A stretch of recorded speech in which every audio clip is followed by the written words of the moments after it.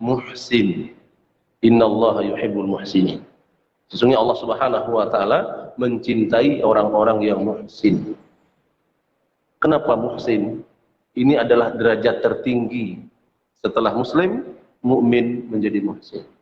Di dalam hadis ini Rasul menyebutkan bagaimana sifat hamba Allah yang muhsin itu. Sifat hamba Allah yang muhsin, Rasul menyebutkan ada dua alternatif, ada dua kriteria. Kalau tidak yang pertama, maka akan ada yang kedua. Dan tidak ada yang ketiga.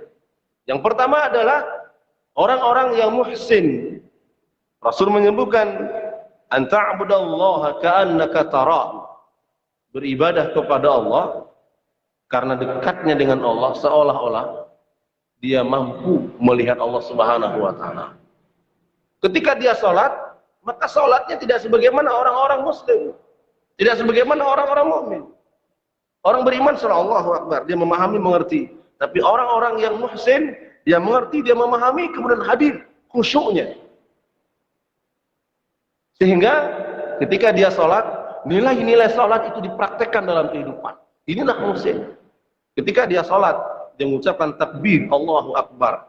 Orang-orang yang beriman, orang-orang muslim, Allahu Akbar hanya ucapan lisan. Tetapi ketika praktek di lapangan, yang dibesarkan bukan Allah Subhanahu wa taala. Berbeda dengan muhsin. Jadi seolah-olah dia mampu melihat Allah. Sehingga ketika selesai sholat, maka nilai-nilai sholat dipraktekkan di dalam kehidupan. Ini yang harus kita usahakan. Maka ini menjadi mau'izah bagi kami yang menyampaikan dan bagi Bapak Ibu sekalian rahimakumullah.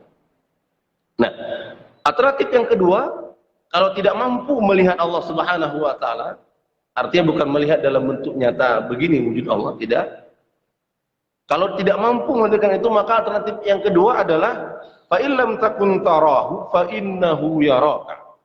Kalau tidak mampu melihat Allah Subhanahu wa taala, maka dia memiliki keyakinan kuat Allah melihatnya.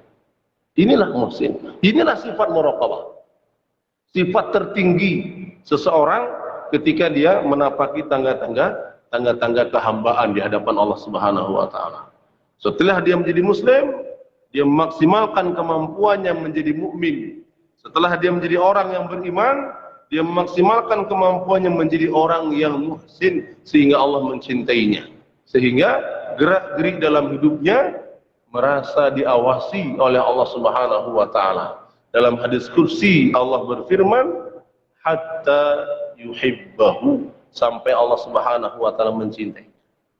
Kalau Allah sudah mencintainya, Allah mengatakan kuntu sam'ahu alladhi yasma'u bihi. Allah menjadi pendengaran, telinga yang digunakan untuk mendengar. Wa basarahu alladhi yubsiru bihi, menjadi penglihatan yang dia gunakan untuk melihat. Menjadi tangan yang digunakan untuk memegang, menjadi kaki yang dia gunakan untuk berjalan. Syekh Dr. Safar Hawali hafizahullah taala menafsirkan hadis ini dengan kalimat, mengapa Allah mengatakan menjadi telinga digunakan untuk mendengar, menjadi mata digunakan untuk melihat, menjadi tangan yang digunakan untuk memegang. Artinya manusia-manusia hamba-hamba Allah yang telah dicintai oleh Allah, seluruh panca inderanya akan bergerak, akan berjalan sesuai dengan yang diinginkan dan dicintai oleh Allah Subhanahu wa taala. Inilah muraqabah. Buah daripada merasa dibersamai oleh Allah Subhanahu wa taala. Ini sifat ini harus dihadirkan. Baik. Kemudian hadis berikutnya. Hadis yang kedua, an Abi Dzar Jundub bin Junadah wa Abi Abdurrahman Mu'ad bin Jabal radhiyallahu anhuma an Rasulillah sallallahu alaihi wasallam qala. Dari Rasulullah SAW beliau bersabda, ittaqillaha haitsuma kunta. Rasulullah SAW mengingatkan, memberikan wasiat kepada kita dengan satu wasiat, bertakwalah kamu kepada Allah haitsuma kunta, dimanapun kamu berada. Jadi bertakwa kepada Allah tidak di masjid, bertakwa kepada Allah bukan di rumah, bertakwa kepada Allah bukan di pasar, bertakwa kepada Allah bukan di tempat kerja, tapi bertakwa kepada Allah dimanapun kita berada, bersama siapapun kita, waktu kapanpun kita, hadirkan takwa kepada Allah Subhanahu wa taala. Maka Dalam tafsir disebutkan, ij'al bainaka wa baina iqabillahi wiqayatan. Wa dzalika bi fi'li awamirahu wa tarki nawahiyahu. Haitsu ma kunta, ay fi ayyi makanin kunta, haitsu yaraka an-nas wa la yarawnak. Iktafau bi nadhri ta'ala. Sebutkan bahwa makna ittaqillaha haitsu ma kunta, kita menjadikan di antara kita dan di antara Allah Subhanahu wa taala ada rasa takut. Sehingga kita akan terawasi, merasa dijaga oleh Allah Subhanahu wa taala.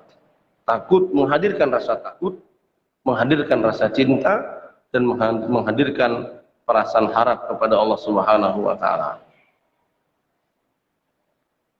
Kemudian wa atbi sayyatal hasanata tamhuha, dan iringilah setiap keburukan dengan kebaikan.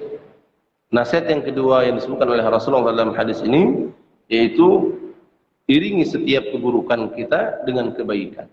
Kebaikan itu akan menutupi keburukan yang kita lakukan.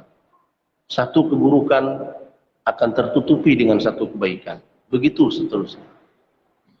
Jadi segera dengan kalimat perintah wa'at bi'isayyatal hasanata tamhuha, segera. Ya. Kemudian wa khaliqin nas bi khuluqin hasanin, bergaulah dengan manusia dengan muamalah yang baik, dengan akhlak yang baik. Bermuamalah, bergaul dengan manusia dengan pergaulan yang baik. Ini 3 wasiat Rasulullah. Intinya di awal disebutkan bahwa adanya muraqabah. Rasulullah mendahulukan ittaqillaha haitsu ma kunta, yaitu hadirkan ketakwaan kepada Allah, hadirkan muraqabah. Hadirkan bahwa kita sedang dibersamai oleh Allah Subhanahu wa taala dimanapun kita berada. Kemudian hadis yang ketiga. Hadis yang ketiga diterima dari Ibnu Abbas radhiyallahu anhu qala, kuntu khalfan Nabi sallallahu, aku berada di belakang Nabi sallallahu yauman, pada satu hari, faqala ya gulam, kemudian Rasulullah berkata, wahai gulam, wahai anak muda, wahai anak, inni u'allimuka kalimatin, sesungguhnya aku akan mengajarkan kamu beberapa kalimat. Rasulullah mengajarkan kepada Ibnu Abbas beberapa buah kalimat, dan ini menjadi pembelajaran bagi kita. Apa yang diajarkan oleh Rasulullah kepada sahabat ini, yang tidak lain adalah keponakannya. Rasul mengatakan, ihfazillaha yahfazka, jaga Allah maka Allah pasti menjagamu. Kemudian ihfazillaha tajidhu tujahaka, jaga Allah maka pasti kamu akan mendapati Allah ada di hadapan, ada bersama. Jika kita menjaga Allah, maka Allah akan ada bersama kita, akan memberikan pertolongan kepada kita. Idza sa'alta fas'alillah, apabila kamu meminta maka mintalah kepada Allah, minta kepada Allah. Wa idza sta'anta fasta'in billahi, kalau kamu minta perlindungan maka minta perlindunganlah kepada Allah Subhanahu wa taala. Ini pelajaran penting, pelajaran tauhid. Syekh Abdul Karim Al-Khudairi hafizahullah taala dalam kitabnya Riyadhuz Zakiyah menyebutkan bahwa di dalam kalimat ini ada pembelajaran tauhid uluhiyah yang sangat agung, di mana seseorang akan mengaplikasikan tauhid ini. Dia menjaga Allah dengan menjalankan syariat-syariat Allah. Syariat Allah bukan hanya perintah-perintah ibadah, tapi syariat Allah adalah juga larangan-larangan Allah yang harus ditinggalkan. Ini menjaga Allah. Jadi menjaga Allah bukan hanya mengerjakan sholat, bukan hanya berpuasa di bulan Ramadan, bukan menunaikan ibadah haji, tapi menjauhi maksiat, itu menjaga Allah.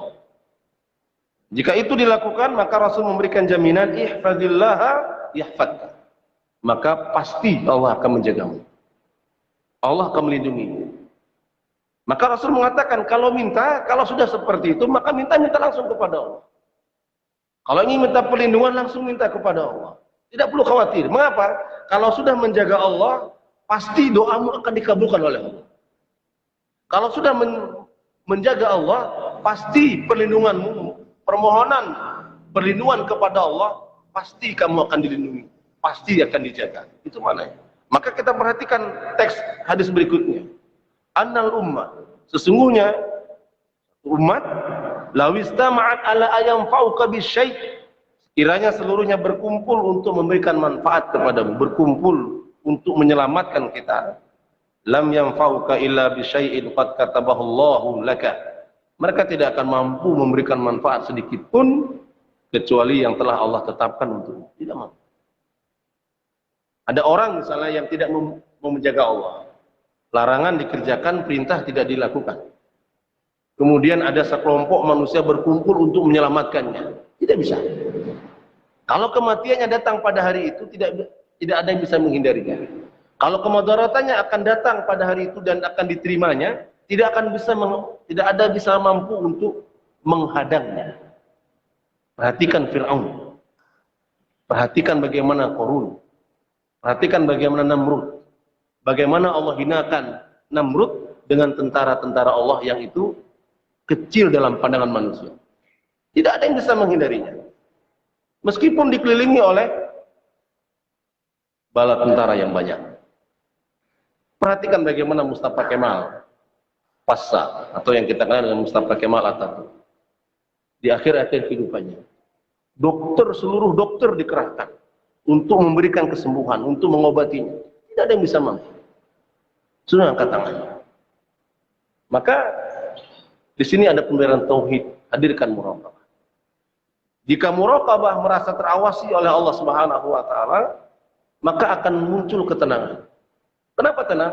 Karena Allah yang menjaga. Maka tidak ada perasaan gelisah.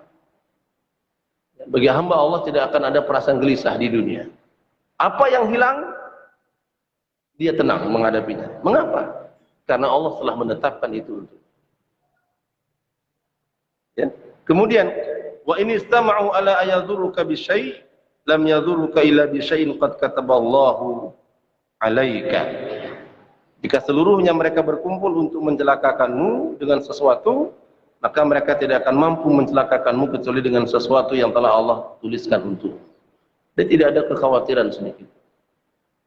Inilah intinya adalah muraqabah, hadirkan kebersamaan dengan Allah Subhanahu wa taala. Kemudian dalam riwayat Imam At-Tirmidzi disebutkan dengan tambahan kalimat ta'arraf ila Allahi fi rakha'i ya'rifuka fi syiddah. Kenalilah Allah Subhanahu wa taala dalam kondisi kamu ar-rakha. Ar-rakha itu dalam kondisi kamu senang. Dalam kondisi senang maka kenalilah Allah Subhanahu wa taala. Dalam kondisi senang, kenalilah Allah. Kenapa? Jika dalam kondisi senang, kenal dengan Allah, dekat dengan Allah, senantiasa merasa terawasi oleh Allah Subhanahu wa taala. Maka Rasul mengatakan ya'rifuka fi syiddah. Allah akan mengenalimu di saat kamu dalam kondisi terjepit. Satu kisah. Nabiullah Yunus alaihissalam. Allah abadikan dalam surat Saffat. Dalam surat Saffat, nanti bisa dibuka di ayat yang ke-143 sampai 144. Bentuk dibersamai oleh Allah atau bentuk membersamai Allah Subhanahu wa taala. Bentuk mengenali Allah Subhanahu wa taala. Salah satunya adalah dengan banyak menyebut nama Allah. Dengan banyak berzikir. Banyak berzikir menjadikan seseorang akan merasa bahwa dia bersama Allah. Subhanallah walhamdulillah wala ilaha illallah wallahu akbar. Ini akan menjadikan dia senantiasa akan merasakan hadirnya Allah dalam gerak-gerik langkah hidupnya.